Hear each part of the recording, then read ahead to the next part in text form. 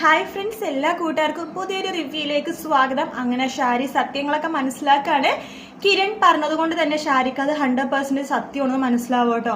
അങ്ങനെ ഷാരി മനസ്സിൽ വിചാരിക്കുകയാണ്, തനിക്ക് തന്റെ മോള് സ്വന്തമാണെന്ന് വിചാരിച്ച മോള് തന്റെ അല്ല, പിന്നെ ഭർത്താവാണെന്നുണ്ടെങ്കിൽ പറയും വേണ്ട, വേറൊരു പെണ്ണിന്റെ കൂടെ പോയ ഭർത്താവിനെ തനിക്കിനി എന്തിനാണ് എന്ന് ഷാരി മനസ്സിൽ തീരുമാനിക്കുകയാണ്. അത് മാത്രമല്ല, ഇനി ദുഷ്ടത്തരങ്ങളുടെ കൂടെ നിൽക്കില്ല. അതുകൊണ്ട് തന്നെ ഷാരി ആ രാഹുലായിട്ടുള്ള എല്ലാ ബന്ധവും ഉപേക്ഷിച്ചിട്ട് രൂപയുടെ വീട്ടിലേക്ക് പോകുവാണ്. അങ്ങനെ ഷാരി നന്മയുടെ വഴിയിൽ കൂടി സഞ്ചരിക്കാൻ വേണ്ടി തീരുമാനിക്കുകയാണ്. രാഹുലാണെന്നുണ്ടെങ്കിൽ തനിക്ക് ഭാര്യ പോയി, എന്തായാലും ഷാരിനെ പറഞ്ഞ് മനസ്സിലാക്കി തിരിച്ചു കൊണ്ടുവരാൻ പറ്റുമെന്നില്ല. താൻ തന്റെ ഷാരിയുടെ ജീവിതത്തിൽ വലിയൊരു തെറ്റ് തന്നെയാണ് ചെയ്തിരിക്കുന്നത്. സ്വന്തം മകളാന്ന് പറഞ്ഞിട്ട് വേറൊരു പെൺകുട്ടീനെ വളർത്താൻ വേണ്ടി കൊടുത്തു. അവൾ ഇത്രയും വർഷം സ്വന്തം മകളാണെന്ന് ജീവനെ പോലെ വളർത്തുകയും ചെയ്തു. അതുകൊണ്ട് ഇനി ഷാരിനെ എന്തായാലും ബ്രെയിൻ വാഷ് ചെയ്തിട്ട് കൊണ്ടുവരാൻ പറ്റുന്നത് രാഹുലിന് മനസ്സിലാവും.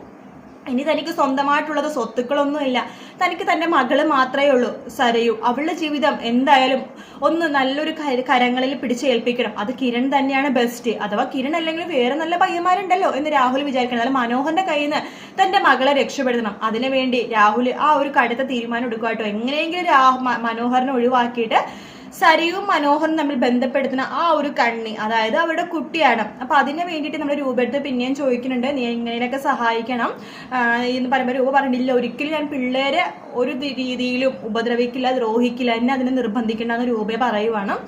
അങ്ങനെ രാഹുൽ വിചാരിക്കും, എങ്കിൽ വേണ്ട, ഞാൻ തന്നെ ചെയ്തോളാം, എൻ്റെ മോളുടെ ജീവിതം ഞാനല്ലേ നോക്കേണ്ടെന്ന് വെച്ചിട്ട് രാഹുൽ തന്നെ അതിനുവേണ്ടി ഇറങ്ങി പുറപ്പെടുവാണ്. അതിനെ രാഹുൽ വിജയിക്കും ചെയ്യും കേട്ടോ.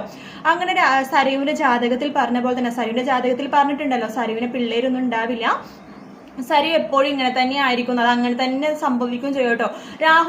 സരുവിന്റെ ആ കുഞ്ഞ് നഷ്ടപ്പെടാൻ കാരണം സ്വന്തം അച്ഛനാണെന്ന് മനസ്സിലാക്കുന്ന സരയു രാഹുലിനെ പൂർണ്ണമായിട്ട് വെറുക്കുകയും ചെയ്യും. എന്തായാലും നമുക്ക് കാത്തിരുന്ന് കാണാൻ. സരയുവിനും ആ ഒരു പണി തന്നെയാണ് കിട്ടാൻ പോണത്.